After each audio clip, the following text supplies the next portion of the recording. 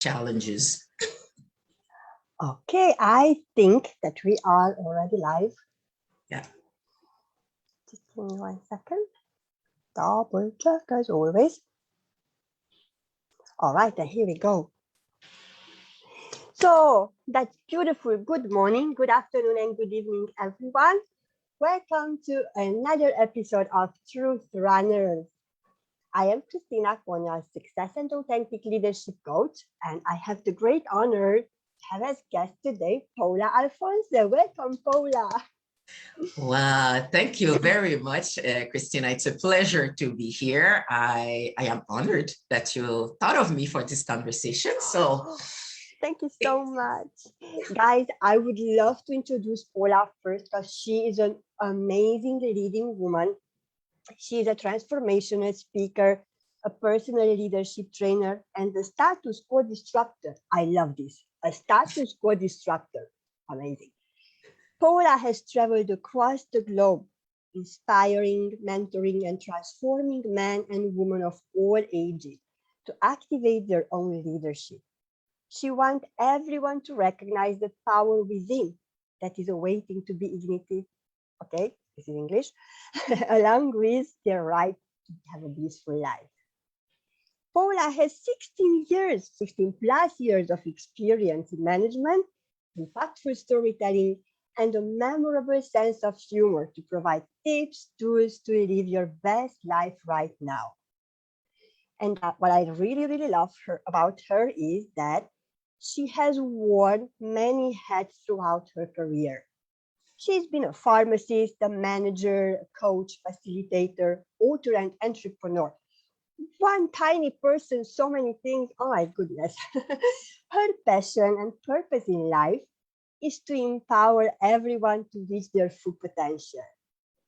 And there is a sentence what Paula wrote to me, which I really love, where she said, let's elevate the conversation and change the world together.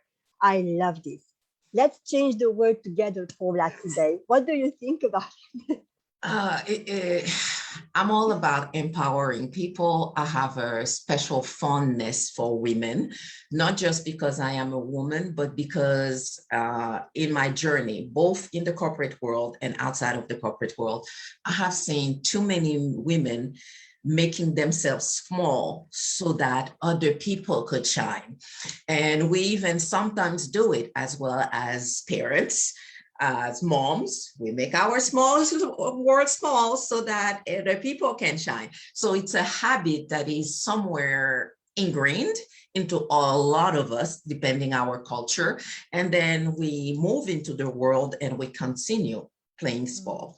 So my aim is that I want to help every single woman just be the best person they can be. And that's all it is. Simple. Be you. There's no one else like you. Be you.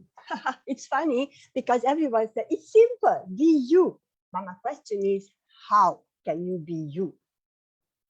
Because, we have the upbringing, we have the conditioning, we have the tendency of making ourselves small. You said sometimes, I would say quite often. Then how?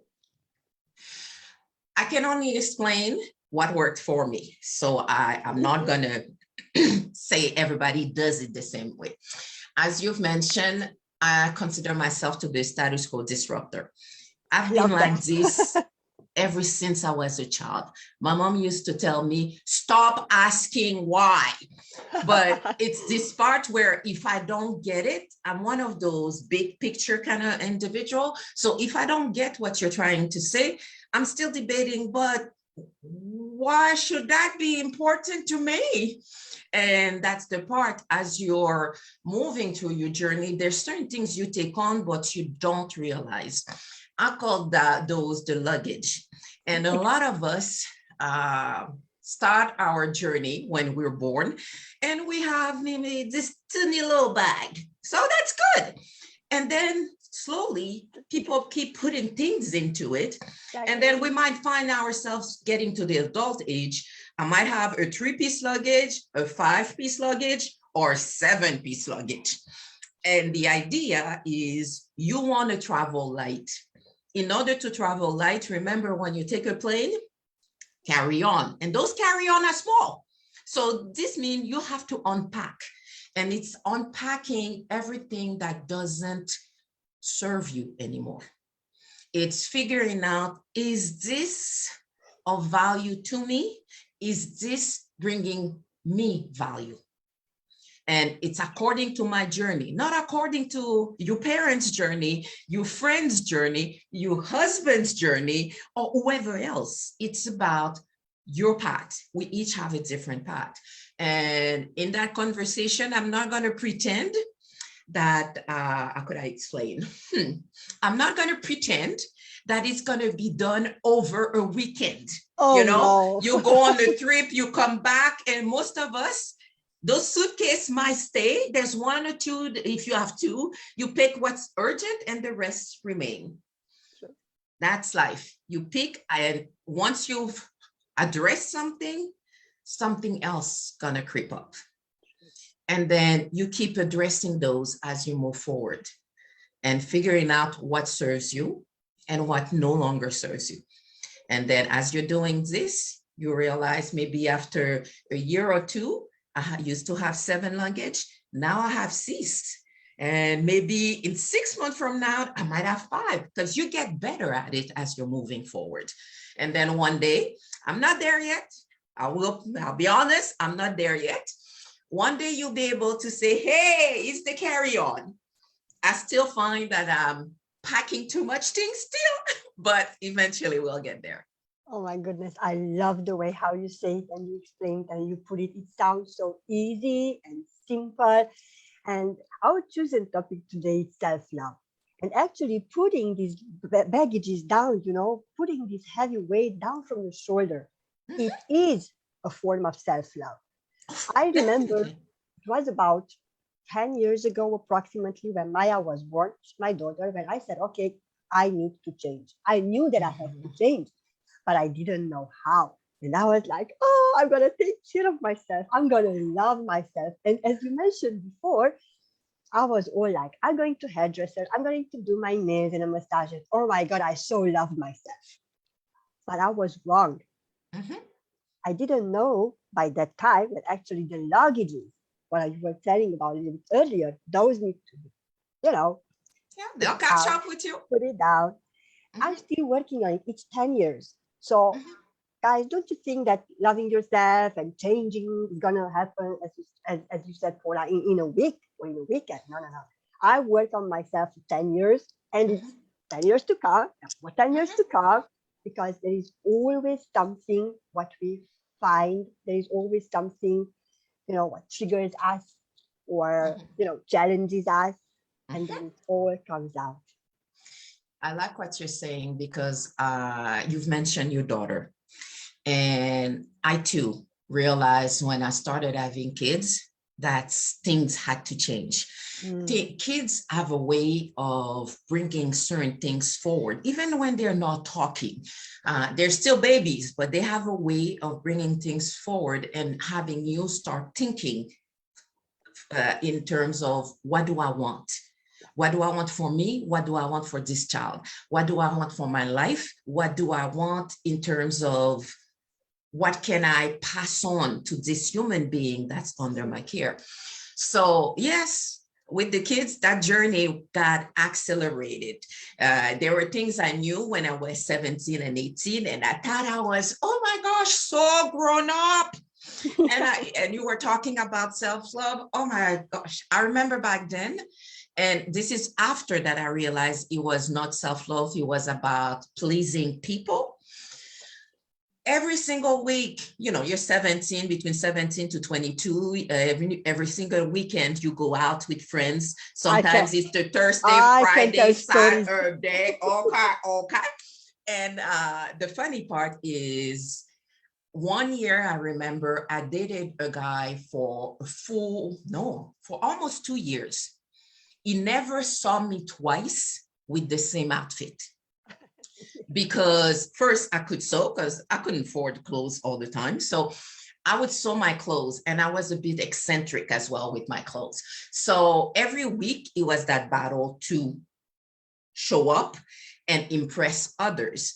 I thought it was about me. I thought it was about self-love. I thought it was people showing people how strong I was and how independent I was. And then I realized later, no, you were just trying to say, look at me, look at me. And then as I kept on maturing, I realized it's not about the packaging. It's about what's inside the package. And until you start addressing what's inside the package, then there's no real self-love. That's the hardest part though, because it's easy, to show on the outside, smiling and bubbling and all happy and all shiny, but what's going on in the inside, really, it's very, very important. And if you don't mind, I would really love to talk about this, how the inner work is going on. It's different for everybody. Because we are each and everyone unique. But there are certain things what we have or we can actually address within us, which is, universal. For me, the inner work started with what I call the inner dialogue. So as you mentioned, I'm a status quo disruptor. So the question I'm asking outside, I'm also asking inside. Right. So let's just say you look at something and you say, oh, I would never do that. And then the next question that pops in my brain is, but why? Exactly. And then it's usually strikes me and I start thinking, but why? Oh, because people, because I don't think it should be done, but why? So you keep asking and all of a sudden it's just like, it might not be right for me, but it doesn't mean that it is wrong. Yeah. So it's this part, you start challenging those preconceived notions. I often say that we are sometimes our own worst enemy because there are things we tell ourselves that we would never even tell some of our enemies. Oh my God, you look so ugly this morning. Figure out something with the under eye circles. And you're like, really? It's just like, okay, maybe today we might need a little makeup. Leave it there. You don't have to tell yourself you're ugly. And that's small little things. And as you start paying attention to that, to me, that's what started opening the dialogue. And when you have kids, that's the other side. Your child always tells you look good. They just, I love you, mommy. You're so beautiful. Sometimes they want something, but in the beginning, they haven't clued in there about that connection. But when you have this little human being sending you all of those positive vibes, at least for me, it was just, why am I wondering? Why am I worrying? So I kind of stopped wearing as much makeup when I had kids.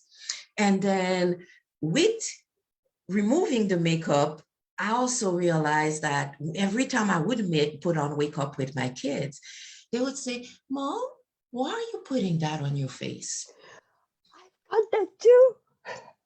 And then you start asking yourself questions because you're thinking, I don't want to send them the wrong message. Because if you tell them it's to make myself more beautiful, what will they answer? Can you make me more beautiful? I'm like, no, you're perfect as you are.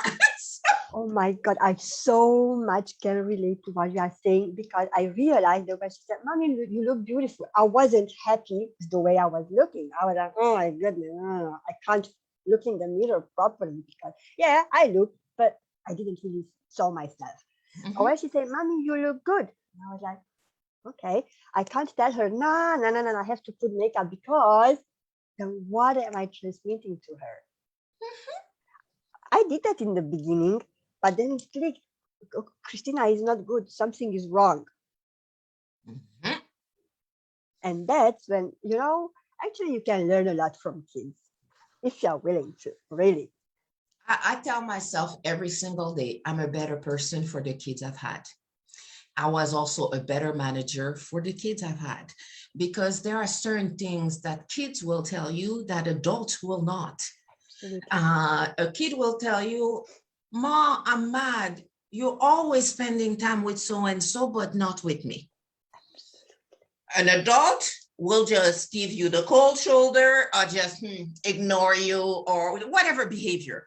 And then once you start noticing, because we're humans, it's humans on either side, they're humans. And this is the part where as adults, we learn to hide things a little better, but the basic emotions are the same. And as you're aging, you start noticing things about you, about others. I know there are things my mom was trying to pass on to us that were more society driven. But I realized that in my teens. And it's just like, why is it so important for the whole family to be dressed in such a way that we all fit? Exactly. I don't want to fit. I just want to be me. And your idea of a fit might not be my idea of a fit. So this is the part where you start unwrapping those things that are not necessary. It's like those Christmas pictures. We're talking self-love, we're talking family love, we're talking let's show happiness together. But sometimes you get to that picture and the minute before everybody's crying. Because I don't want to do this, I don't want to do that. This thing is scratchy. It's like not working. So it's this part. Let's figure out something that works for everybody and let's just enjoy being who we are. And as you do this, at least that's what I try doing, there will be times where I would have had a vision for something with my kids and they very quickly disrupt that vision. And then I had to remember, you call yourself the status quo disruptor. So, which means what you're doing for others can also be done to you. And you have to be able to bounce back and figure out, why is it annoying you? And then when you start doing this, it's just like, okay, you know what? That I can let go. Not necessary. And there'll be other things where it's like, on this one, there's no maneuvering room. And this is how you start establishing your boundaries. And there are things, to me, when you were talking about manicure, pedicure, your boundaries are way more important than all of the outside appearance. That's the packaging. Once you're clear about what you will accept, not accept, do, and not do, guess what? All of a sudden, it's just like people throw things at you and it's like, bye, not coming into my space because they no longer have the power to affect me. That's to me self-love. No, that's beautifully said, Paula. There are a couple of things that actually caught my attention. First, when you were talking about kids, really expressing their emotions and their feelings. Mm-hmm. But we, as adults, we learn to hide these emotions. And all these emotions are going to be trapped in our bodies.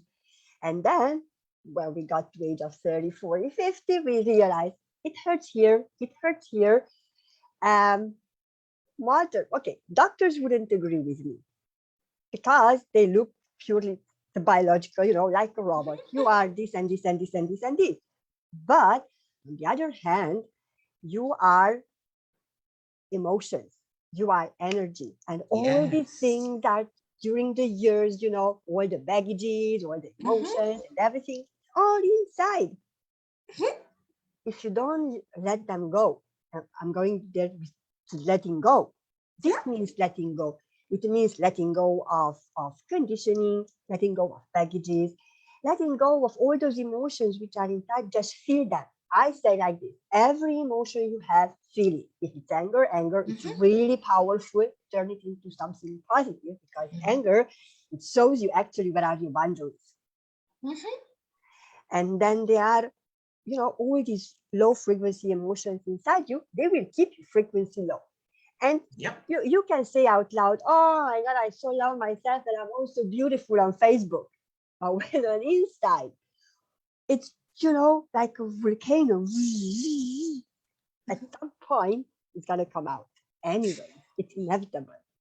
I have to be honest with you. I have a bit of a love-hate relationship with social media because For me, I understand it as a tool to get your message across, but then at the same time, I have reservation about using myself as that tool, Yeah. in a sense of, if I'm gonna be honest, if I have to do it, I am going to be honest. So I'm not going to pretend that every morning I wake up, I put makeup on, and I do this and I do that, and I look gorgeous. Who, my day has started now. That's You not look who I gorgeous, by am. the way. It's not who I am. And yes, I put clothes on, and sometimes I decide to put makeup, sometimes I don't. Today, no makeup, but I have lipstick, because to me, lipstick is the bare minimum. So lipstick it makes me feel good. Yeah. So it's recognizing, as you do your thing, how can you remain authentic? For me, it's all about being authentic. I have, I don't know how to say it so that it doesn't offense offend Well, anybody. actually, this is the truth, rather. So you can say the truth. You can speak your. Let's I go. don't do superficial. I don't do hypocrisy. That's it. And as one of my friend said, it's like, Paula, you always go deep dive, but it's because, you know what? Looking at, oh, that car is really cute. I love the color. Oh, such a good purchase. Means nothing. You had the money, you wanted it, you got it. That's on you. We're great. How are you doing? If I can't get that pulse from that individual, to me, it's not a real conversation. It's not being honest. It's not being authentic. And sometimes I have to be honest. There are some environments where you might see me and I just look at, I'm just observing. What am I observing? It is about me getting a pulse of that room and figure out whether or not I want to play. And sometimes there'll be some environments where, you know what? Thank you very much. It was a lovely evening, but I have to go. We're done. That's beautiful. But you are doing that now. I remember, because you are now self-aware. You have more self-respect. But back in time, if I go back in time, I wasn't that. I had to be in the middle of the party. Everybody was, loud, because I had the urge, the need to fit in, to be Yeah. loved, and everybody's going to be around me. Now, okay, with that mind and with that perception and thinking it was okay. Oh my God, that was so cool. But now, as you said, I can stay in a room and be very quiet, yet at the same time connect with every person individually, because I feel the energies, I feel how they vibrate. But it was a journey of 20 years in between. Oh yeah. You know what? This is the part, and part of it has to do with society and the way we see life. We're watching a show on TV that lasts maybe half an hour or maybe an hour or a whole movie. And you get to meet this person, you fall in love, you have kids, the kids grow up, and all of that happens in an hour and a half or 2 hours. And you have this illusion that is life. It's not. Life is a journey. So, which means every day I get up and I try to do better than the day before. At least that's the way I choose to live. So I want to be able to go to bed at night and feel, I am at peace with my conscience. And my conscience has nothing to do with the people out there. My conscience is about me. Are you aligned with who you are meant to be? Are you in love with what you bring to the table? Are you able to bring your message to your table? And as I'm doing this, for me, it's all about making a difference. And I'm not going to force anybody on a path, because I do appreciate that each one of our journey is done at different speed. Yeah. And at the same time, within one's journey, you're not going to be running a 400-meter dash every single time. Sometimes you're a marathon, sometimes you're walking, sometimes it's speed walking, sometimes it's like whoosh through it. And that's how you learn. That's how you explore the various phases of your life, and you figure out, oh, what works for me and what doesn't work for me. You would have told me, and I remember telling my friends, teenager friends back then, that my parents wake up around 5 in the morning. I said, you got to be a loser to get up this early. I wake up at 5. I wake up at 5 also in the morning, and I usually have about an hour or two of personal meditation, prayers, exercise, and then I go walk with the dog.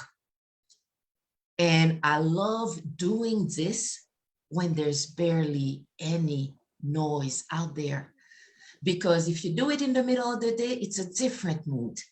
And that's about understanding what flows for you, what is your natural rhythm, and what allows you to give back your best potential. True. That's very Journey. It's you discover. There are still things that I'm discovering today. And there are, if you talk to me in a year from now, there might be things I said, oh, that works for me. This is how I do it. And then in a year from now, it's just like, oh, that used to be how I was doing it. Now this is what works for me. And it's normal. We're humans. We're meant to change. But that's the beauty of it. We are here to experience and grow, because we are who we are based on our experiences, what we experience, not what others experience, but what we've learned out from that experiences. And this brings me back to said something about asking the questions. And I remember asking always the wrong questions. Oh. I always asked, why this is happening to me? Why me? Why me? Until I realized that the why was the wrong question. You should ask yourself, Christina, how can I change it? What can I do today to change it? But I didn't know that. And I was asking always the wrong questions, getting always the wrong answers, doing the wrong things because of the wrong answers. Until one day I said, okay, Christina, now you don't have to what others say or told you to do, or you read here and there. Just do whatever you feel inside. And then my journey of self-discovery actually began. Yeah. I'm a strong introvert. Most people don't know that, but I'm a strong introvert. And I think as far back as I can remember, I always had questions. And your questions will determine your answers. Simple. Whatever question you ask to yourself or to somebody else will direct in a certain direction. And I started years ago asking, especially when something doesn't go the way you want it. Okay, what is it that I am not seeing? Yeah. And what is this trying to tell me? And it might not be that you ask the question in the next 3 minutes, whoo, got the answer. It could be days. It could be days. But eventually it's just like, okay. So this had to happen in order for this other person to step into blah, blah, blah, and blah, blah, blah. I've mentioned I have kids. My kids are now young adults. And I've learned that there are certain situations where I might have a question in my mind, but I don't need to ask. I will give it a bit of time. And for some reasons, often that person's come to me and she said, one of them would say, well, remember when blah, blah, blah. And I'm like, I realized that blah, blah, blah. So what I got, instead of telling them, I gave them time to figure out their path. So what I try to do is give myself room to see something and not react right away. If it's not a matter of life and death, it's life and death, okay, that's a different situation. And then give the other person the space to come into conversation. And that you also sometimes have to give yourself that space, because sometimes you're so hard. I should have. Because park it. Too much emotion, you can't see things straight, just park it. And then at one point, maybe a day later or a couple of days later, all of a sudden there's something that goes into your brain. And you realized, oh, that's what I needed. It happened. Yes, it happened. This is the lesson I take from it.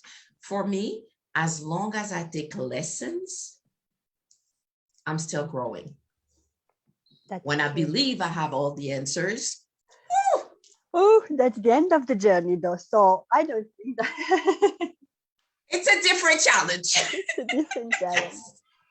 Oh, but that's the beauty of it, really. And all this self-love thingy, overall, it's about knowing who you are, knowing your boundaries, knowing what you want, what your passion is, what your own needs are, not how you've been conditioned and how you've been told to think or be or whatever. And it's not easy, really. It's not easy in a sense of that it's not going to happen, as we said before, in a day or in a week. It's maybe a lifelong journey. It's a lifelong journey. And for me, when I think about it, the knowing myself had to start with first understanding my values. Yes, absolutely. Second, recognizing my triggers, because sometimes people will do, a situation will arise and all of a sudden there's this flare of emotion and you're like, where's that coming from? Those are triggers. And then also being aware of what are your deal breakers. When are you ready to walk away from a conversation, a situation, a relationship, whatever it is? If you know these, that's how you start getting yourself better. And you also have to recognize, at least for me, some people that I encounter is just like understanding or recognizing your derailers, because sometimes we're sabotaging ourselves. Self-saboteurs, they are. Sometimes it's just like, yeah, it really doesn't matter. It's just a bite of a cake. Yes, except that when you take that first bite, you eat the whole cake. So it's not just a bite. Don't keep it in your house. So it's those things you have to understand. What are those behaviors that are helping you move forward or keeping you on a standstill? True. I remember in the beginning, now I meditate regularly, but I found that where I can find actually peace and I can go within and have the conversation with myself is that it was in the beginning 5 minutes, 10 minutes when I sat in meditation and tried to look inward. I say tried because in the beginning it's not it's gonna be really challenging. But what I would love to say with this is that meditation or any form of activity, what you are doing for yourself, where you can detach from everything else and just be there on that moment, are the best things that can actually help you to reconnect with yourself, because you don't have to find yourself. You are there. You only have to reconnect with you within. And these are the moments, meditation, art, it can be anything, right? When it's just you, your thoughts, and just let go of the outside. Yeah. And I totally agree with you on that. And as I mentioned, as you mentioned, I'm a pharmacist, or I used to be a pharmacist. And there are things that I recognized way back then when I started working, and I was in my 20s when I started working, and people use crutches like medication in order to avoid addressing what needs to be addressed. Exactly. And I've been so very cautious with medication. Yes, I do take Tylenol. No, I don't have any problem taking Advil, but it has to be proven that this is the only thing that works for this. Have I taken medications for mental health or things like that? Yes. But I've taken it in such a way that I knew this is a temporary crutch. It's not something that I will use for years on. I don't know anybody's situation, so I'm not going to say this applies to everyone. But if there's a problem that keeps repeating itself, then you have to think about what's the issue. If I'm having high blood pressure, but then I eat chips, deep fried foods, and a bunch of things, and I take my medication, I might not see any difference. So whatever you're taking in terms of whatever you're using, because sometimes people will use exercise as a type of medication in order not to avoid addressing also something. So it is the part where you have to understand what is your intention behind the behavior. And once you do, then this is where the true work starts. This is where you start appreciating and get appreciating who you are, but getting to know who you are. In the end, it's not about what the outside world is telling you. It's about what's happening inside that you want to make come out on the other side. So I want to be a better person so that I feel better, I am happier, and I feel like I bring value. I also want to be a better person so that I can show other people that this can be done. You don't have to hide yourself, or you don't have to be rude or ruthless in order to get what it is that you want. You have to find what's that happy medium, being me being happy and positive and loving myself, and being able to give that love to others as well. Because it's a two-way street. As humans, we're not meant to each be in our corner and have the light shine on me. No, exactly. We're meant to mingle with one another and bring each other up.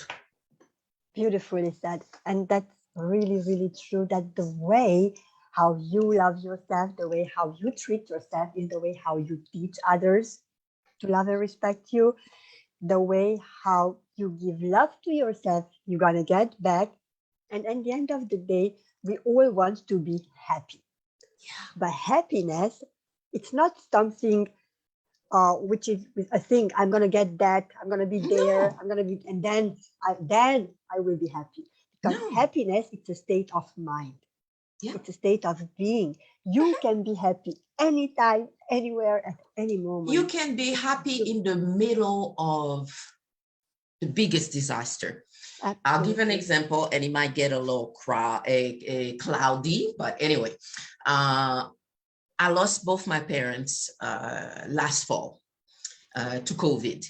And I remember those weeks that we were with first my dad and then my mom. There was this sense of peace and a sense of happiness from the being there for them as they were transitioning. And I can't say that I was miserable. There was a sadness, yes, but it wasn't this sense of I can't be happy. I'm happy for you. I'm happy you're going to something that is better. Yes, transitioning, as you said. That's the thing. And sometimes people think that when you're happy, it's something that is 24/7. No, happiness is not meant to be 24/7. Contentment can be 24/7, but happiness it's this little burst of energy, and it's just like, I'm happy. I know I know I'm good. And then something happens, you keep on going, and you might have a smile for days on, it's fine. But it's not because the smile is not there 24/7 that it means we're not happy. So it's recognizing that the journey allows some bad things to happen for you to reorganize your priorities. That's what the pandemic did for the society. Absolutely. No matter how much I could have told people, you need to spend a little more time with your kids. You need to pay attention to what truly matters to you. You're not happy because you're doing XYZ. Mm-hmm. Trust me, pandemic happened. Woo! Everything. And to me, it was like a collective change management initiative. Absolutely. And you saw something happen in this group, in this society, that creates an awareness to things that we had forgotten because we were very outward driven. Now we're going, woo, okay. Absolutely. Coming from inside out rather than outside in, because it doesn't work outside in. Absolutely. I agree with you 100% because we know now what are our real values. We know now what we are grateful for because we took things for granted. We took things for granted. It's there. Oh, why should I be grateful for? It's normal. It's obvious. No, yes, it's not. You need money. Yes, but not at any cost. You can make choices. And because, many families, let's just say I get the kids a bunch of toys, but I work a lot of overtime. Guess what? The kids won't remember the toys. They will remember you not being there. Absolutely. You not being there for yourself also comes at a cost. You've mentioned earlier, yes, there's the repressed emotions, there's the aches in the arm, because whatever you're not dealing with, guess what? Exactly. It's fine, it's wrong. If you're not spelling it out, it's working its way in. That's exactly. Exactly. Beautifully said. So overall, I would say that self-love is about finding the balance. Not find, because you cannot find the balance, but you can create the balance first from within. Mm-hmm. Create it from within, and then it's going to show on the outside as well. So, and as I'm moving forward in life, there are things where there are times where maybe I'm doing something and all of a sudden in the middle of something, whatever it is that you're doing, you realize that's the last time I'll be doing this. Because it brings me no happiness, brings me no value, and it doesn't serve me anymore. And as you know that, this is receiving that information and being able to let go. And the more things you let go, the truer you become to that sense of who you are, and able to say, oh, not only do I love myself, I respect myself. That's important. So that's very, very important, self-respect. Guys, if you have any questions in the meantime, you can put them in the comment during now the live, or if you watch the replay also, you can put that in the replay. Paula, she's been so amazing, and I'm really grateful to her. She's offering an ebook. You can, if you go on the link in the description, that below. Could be below. Below. It might be below. Yeah. Yeah. On this slide. Or you could put it in the comments below. Yeah. We are going to put it in the comment, but you can find in the description. You can download your free ebook, what Paula is offering. If she resonates with you, then please reach out to her. You're going to have there all her contact details. So please, if you're too shy to put, some people they are shy to put comments in lives or so, but you can reach out to her private and she might be able to help you. And before we close this beautiful episode of the Truth Runners, I really enjoyed the conversation with you today, Paula. What would be your, I don't like to say advice, but your, what would be your message to the audience? For me, it is all about living your best life right now. Stop thinking that you have time and Mm. that you will get there. Tomorrow is not promised. So put the action in motion so that you can start enjoying this phase. The more you enjoy this phase, the more likelihood that the ones after would even be better. And oftentimes we keep postponing things. And then you look back and said, I wasted 10 years or I Mm. wasted 5 years. Don't do this anymore. Live your best life right now. Start paying attention to those things that matter to you.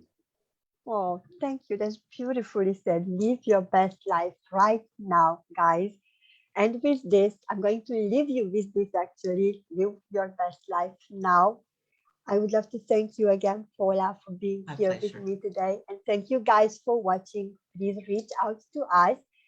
This was another episode of Truth Runners. I'm going to see you next week on Tuesday. And until then, I'm sending you lots of love and light as always. Bye for now. Bye, everyone.